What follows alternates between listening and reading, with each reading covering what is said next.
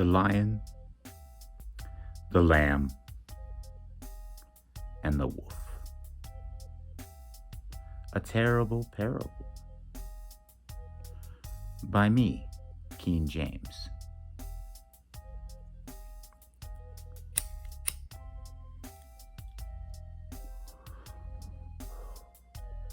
So a lion came to rest in a field after a long day of listening to the pride bickering about who had made the best kill and who deserved the best piece of meat, when all that the lion cared about was that his belly was full and he was satisfied. So covered in blood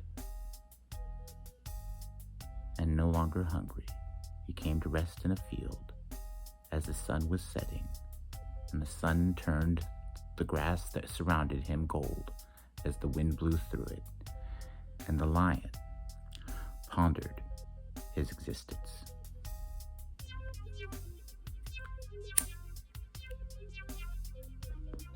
So, as the lion was just sitting there, staring out at the sunset, along came a lamb. The lamb, upon seeing the lion, showed no fear or reservation. Rather, it showed intrigue and disgust. It approached the lion immediately. And the lamb told the lion, "Look at yourself. You're pathetic, covered in blood and reeking of death. You stink and you're filthy and you should clean yourself up. Haven't you heard about the emperor's cough?" The lion sat unmoved, staring through the lamb as if it didn't exist. The lion said to the lamb, "I haven't heard of the emperor's cough. Have you seen it?" And the lamb just gave the lion a confused look and said, "You don't see a cough. You only hear of it." The lion rolled its eyes, continued to gaze at the sunset. The lamb began to tell the tale of the emperor's new cough. It said, "The emperor has a cough, and it is terrible. Everyone who's heard of the cough has died.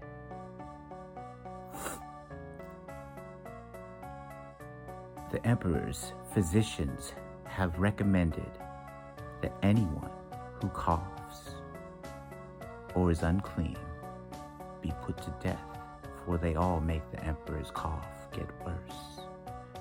And all who actually heard the emperor's cough died immediately. This is what the emperor's physicians said." The lion was puzzled. He asked the lamb,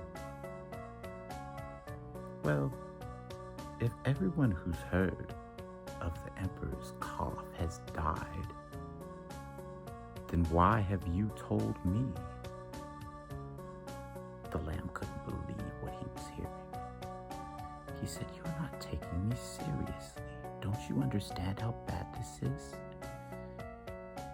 Everyone who's heard of it gets ill, and they have to be put to death. And they put their animals to death, for their animals are getting sick too."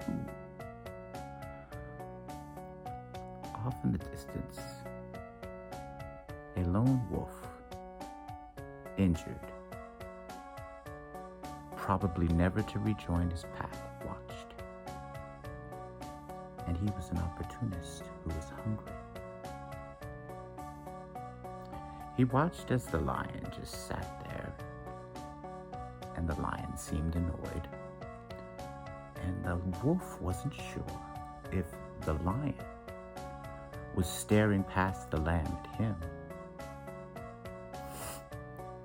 But being the opportunist that he was, he patiently watched. And once he saw the opportunity to exploit the situation, he made his move. For you see, the lion was growing impatient. The lion thought back on his long history, for the lion was old, and he had seen the emperor several times. At times, as he was laying with the pride, he saw the emperor watching from the distance, too afraid to approach. Other times, the lion watched the emperor walk among his subjects, and he thought it so silly that the subjects feared this man, this king among men, for every step he took, it seemed that he was walking with his heart in his feet. For with every step he took, it seemed that he was afraid he was going to lose his balance, or lose his power, or have someone stab him in the back. And the lion couldn't understand why anyone would fear a man that seemed to walk with his heart in his feet. It was ridiculous. So, after the lamb kept going on about how the lion must clean itself up, and that he was just trying to help